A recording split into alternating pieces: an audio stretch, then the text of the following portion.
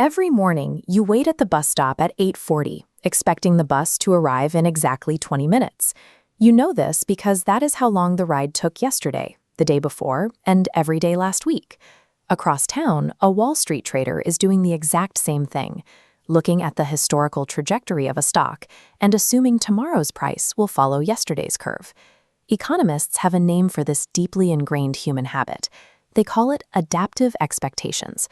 We navigate the future by looking firmly in the rearview mirror. It works perfectly, until reality introduces a sudden detour.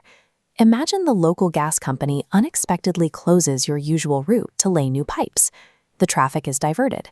If you rely entirely on your past 20-minute commute times, you are definitely going to be late. That is the core vulnerability of adaptive expectations. If you base your decisions entirely on historical data, you guarantee that a sudden change in the present will catch you completely off guard. In the early 1960s, a famously reclusive economist named John Muth proposed a different approach. He asked a simple question: what if we stopped predicting based entirely on the past and instead built our models using every single piece of information available right now? Muth called this rational expectations. Under this theory, you don't just blindly trust your old bus schedule. You factor in the gas company's public announcement about the road closure the moment it happens, and you leave for the bus stop 10 minutes earlier.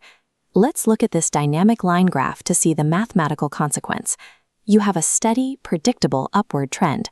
But the moment a piece of breaking news strikes the data, everyone acts on it instantly. The trajectory instantly flattens out. This creates a strange paradox.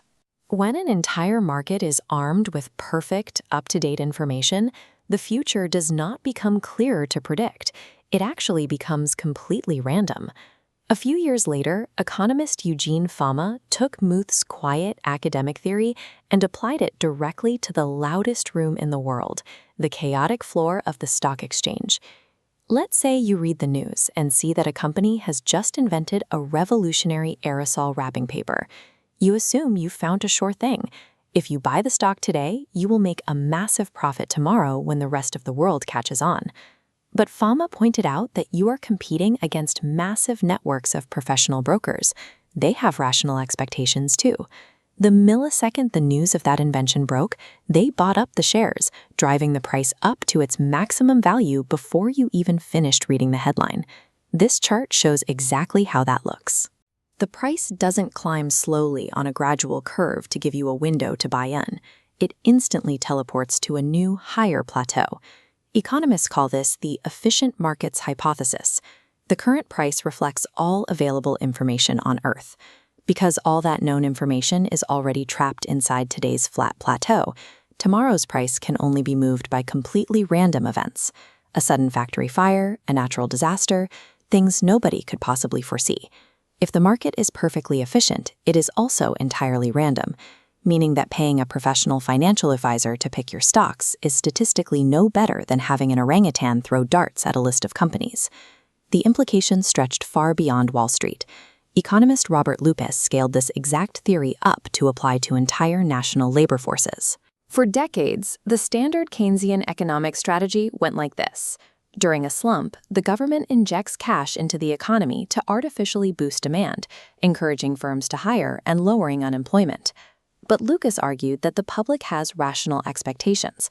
Workers see the government spending money and instantly calculate that this will cause inflation. They realize their wages won't actually buy them any more goods than before, so they refuse to take on extra hours. In a perfectly rational economy, government stimulus accomplishes absolutely nothing. A perfectly informed public simply anticipates the outcome and neutralizes the intervention before it even starts. This line of thinking led to a concept called market clearing. It assumes that prices and wages adjust so quickly that supply and demand are always in perfect balance. Therefore, anyone without a job has simply chosen not to work at the current wage. There is a famous joke among economists that captures this mindset perfectly. A student and an economics professor are walking across campus when the student spots a 10-pound note lying on the sidewalk. The student goes to grab it, but the professor stops him. "Don't bother," he says. "If there were really 10 pounds there, someone would have picked it up already." That punchline highlights the massive hubris of this new classical model. It relies on a stubborn, mathematical belief that unexploited opportunities, irrational behavior, and unforced errors simply cannot exist in the real world. The Great Depression exposed the limits of that perfection. Millions of men stood on street corners wearing physical signs strapped to their chests, explicitly advertising their trades. They were not unemployed by choice. The market was failing them, and it was failing to clear. This disconnect isn't ancient history. In 2008, the so-called efficient market completely failed to price in the massive risk of its own mortgage investments. When Lehman Brothers collapsed, it cratered the global economy, proving that all the available information in the world hadn't stopped a catastrophe. Rational expectations accurately identified that humans learn and adapt, but assuming we are flawless, omniscient information processors creates a dangerous blind spot. It leaves us entirely unprepared for panic, chaos, and the very real threat that the system itself might break.